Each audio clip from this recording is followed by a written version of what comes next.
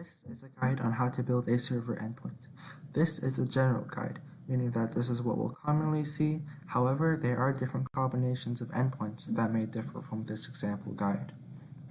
In our case, we will be building an addresses endpoint. First, figure out which repository the endpoint is located in. In my case, the addresses endpoint would be located in entities. Second, identify the type of endpoint.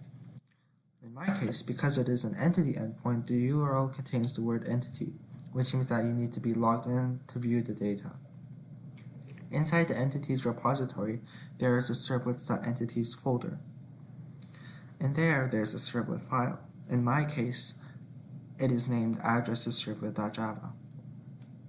Here, you will find that in my case, it takes in a GET request, and below that is the address of the endpoint. Then, proceed to create a workflow. A workflow is a sequence of steps or items that get run in order. This would be found in workflow.entities. This checks to make sure that certain query string parameters are there. In my workflow, there's a doGet function. However, this may differ depending on the servlet. There's a doGet function because this is a GET request. However, it may change. If this says it's a POST request, then accordingly, this would be a doPost function.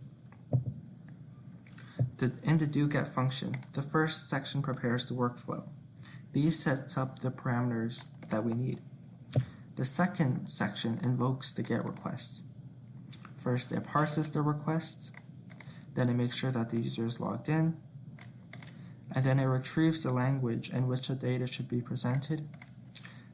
Then it runs the SQL command against the database, and then it transforms and sends it back. Now, let's take a look at work items. In every work item, there is a function called call. This would be found within the work folder, and in my case, I would need addressesquery.java. Here you can see the call function. Now each object in the params declaration here would replace a question mark in the SQL query up here. In my case, it is this replaces the address ID, and this replaces the language code. As a result, you will need as many variables as there are question marks. Below that, this performs a database call using our DAO, which is explained in part 1 describing our repository.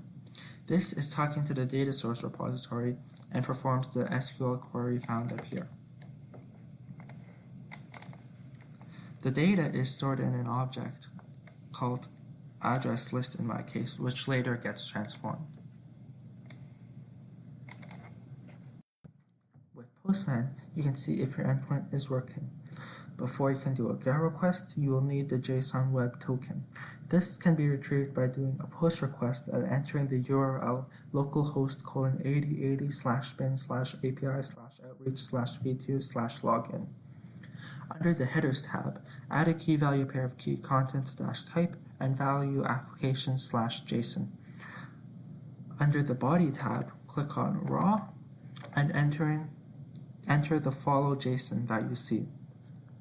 Click Send and you'll see the JSON Web Token as you scroll down. Copy the value for later use.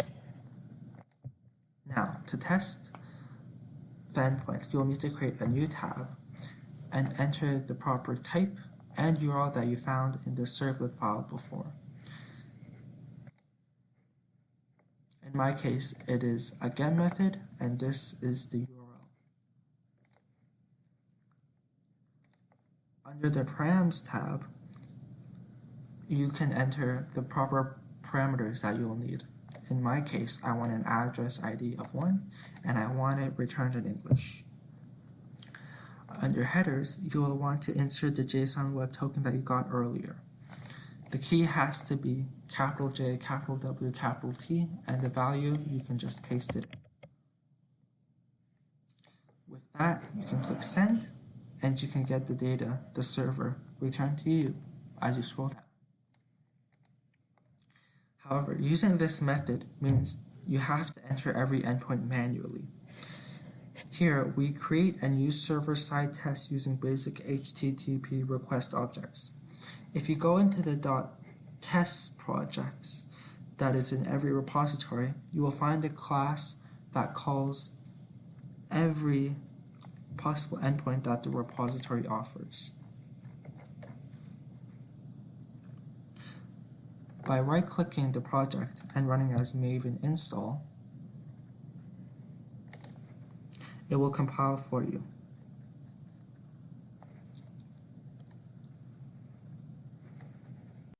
Now, while that happens, you can go to localhost 8080/system/console/bundles and wait till the maven install finishes.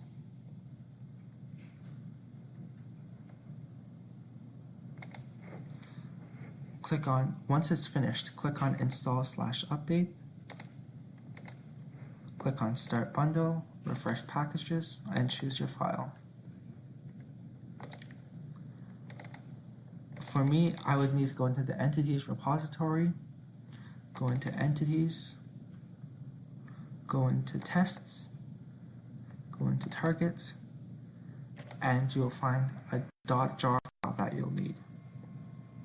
Open it, and then click on install or update.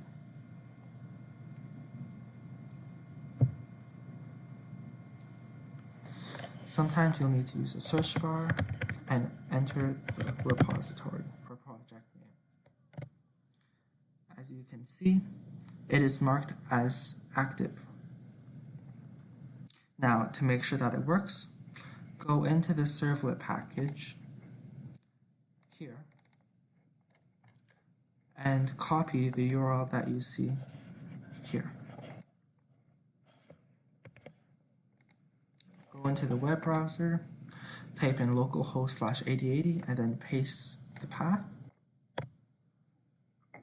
and hopefully you'll see the tests.